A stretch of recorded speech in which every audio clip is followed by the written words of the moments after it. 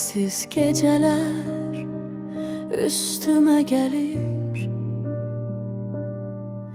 Sükut belə adını deyir. Unutmaq istedim, alınmadı yenə.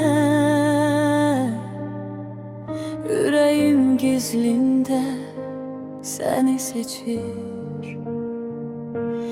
Bir ümid var içimdə hələ də, qayıdarsan bəlkə deyə. Adın yanır içimdə, sönmür eksüdə.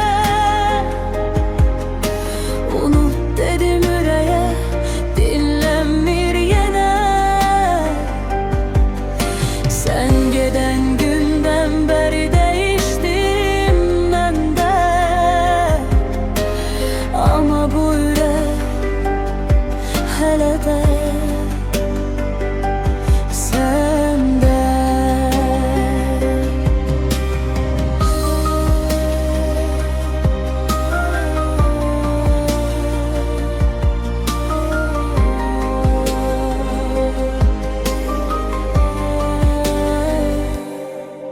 Bir mahnı çalır, seni hatırladır.